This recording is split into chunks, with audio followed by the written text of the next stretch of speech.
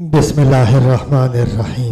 ایک دفعہ کا ذکر ہے کہ ایک آدمی کا امیر رشتہ دار فوت ہو گیا تو مرنے والے کی تمام دولت و جائیداد اس کے حصے میں آ گئی۔ چونکہ اتنی ساری دولت بالکل غیر متوقع طور پر اسے ملی تھی اور اس سے قبل اس نے اتنی دولت دیکھی نہیں تھی، بلکہ یوں کہنا چاہیے کہ اس کے خواب و خیال میں بھی نہ تھا کہ اسے اتنی دولت مل سکتی ہے، اور چونکہ یہ دولت اسے میراث میں ملی تھی اس لیے اسے دولت کی قدر نہ تھی۔ اس نے بہت سے فضول کاموں میں اور خوب عیاشی میں تمام کی تمام دولت خرچ کر دی اور کچھ ہی عرصے میں بالکل خالی ہاتھ ہو کر بیٹھ گیا۔ تو اس نے اللہ تعالیٰ سے دعا کی کہ اے میرے پروردگار، تو نے جو کچھ مجھے عطا کیا تھا وہ سب کا سب ختم ہو گیا، اب یا تو مجھے زندگی گزارنے کے لیے سامان عطا کر یا فرشتہ اجل کو بیچ کر مجھے اس جھنجھٹ سے آزادی دلا۔ دعا کے ساتھ ساتھ اس نے بہت گریہ وزاری اور سینہ کوبی کی۔ اصل میں اسے ایسے مال کی خواہش تھی جو بغیر محنت کے حاصل ہو، اور چونکہ اللہ سے مانگنے والا کبھی خالی ہاتھ نہیں لوٹتا، لہٰذا ایک رات اس شخص نے خواب میں ایک فرشتے کو دیکھا جو اسے کہتا ہے کہ اے خوش نصیب، اے خوش بخت، یہاں پر تم کیا کرتے ہو؟ اللہ نے تمہاری فریاد سن لی ہے، مصر میں ایک خزانہ تمہارا انتظار کر رہا ہے، فلاں بستی کے فلاں مکان میں خزانہ دفن ہے، تم فوراً مصر پہنچو۔ یہ خواب دیکھ کر اس غریب آدمی کی جان میں جان آئی، بڑی ہمت باندھی اور بڑی مشکلیں برداشت کرتے ہوئے مصر پہنچا، اور پہنچتے ہی خالی ہاتھ ہو گیا، کیونکہ جو کچھ اس کے پاس تھا وہ سب خرچ ہو گیا۔ اسے بھوک بھی شدید لگی تھی مگر جیب میں ایک پیسہ تک نہ تھا۔ جب بھوک برداشت سے باہر ہو گئی تو وہ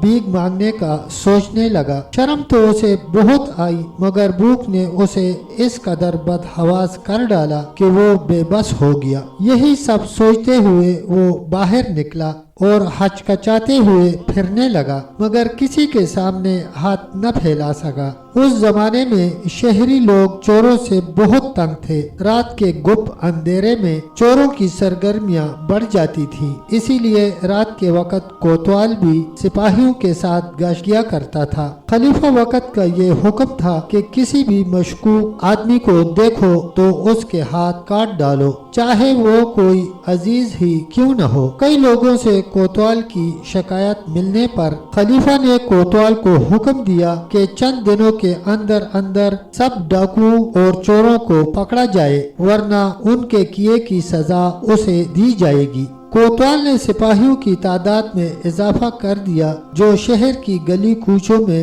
گشت کرتے تھے۔ چور یہ دیکھ کر ڈر گئے اور کسی میں باہر نکلنے کی ہمت نہ رہی۔ یہ آدمی جو بغداد سے چل کر مصر آیا تھا ان سب حالات سے بے خبر تھا، اسی لیے رات کے اندھیرے میں بھوک سے بے بس تھا کہ کوتوال نے آ کر پکڑ لیا اور خوب مار پیٹ کر پوچھا، تو کون ہے، کہاں سے آیا ہے اور اس وقت شہر میں کیوں پھر رہا ہے؟ اس شخص نے روتے ہوئے جواب دیا، مجھے مت مارو، میں تمام حقیقت سے تمہیں آگاہ کرتا ہوں۔ کوتوال نے اسے ڈپٹ کر کہا، لگتا ہے تو اس شہر کا نہیں کسی اور علاقے کا بدماش ہے، جلدی سے سچ بتاؤ ورنہ تیرا ہاتھ کاٹ دوں گا۔ اس نے قسمیں کھاتے ہوئے کہا، میں ڈاکو یا چور نہیں ہوں، میں تو ایک مسافر ہوں، بغداد میں میرا گھر ہے۔ یہ کہنے کے ساتھ ہی اس نے اپنے خواب اور خزانے کی پوری بات اسے بتا دی۔ کوتوال حیران ہو کر بولا،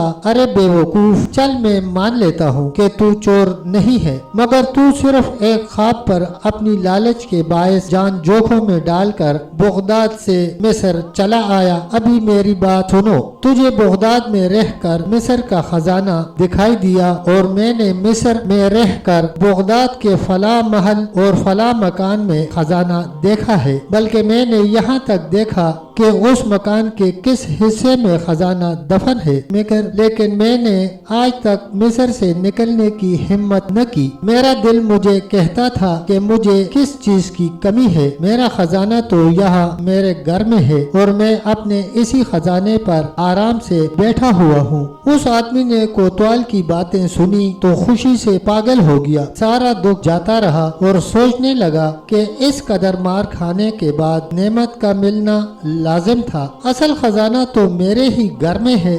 اصل میں کوتوال نے اپنے خواب میں جس محلے اور مکان کا ذکر کیا تھا وہ اس شخص کا مکان تھا۔ وہ کوتوال کا شکریہ ادا کرنے لگا کہ اس کی وجہ سے عجیب و غریب دولت ہاتھ آئی ہے۔ اس کے بعد وہ شخص سجود و رکوع کرتا ہوا اور حمد و ثنا کرتا ہوا مصر سے واپس بغداد روانہ ہو گیا۔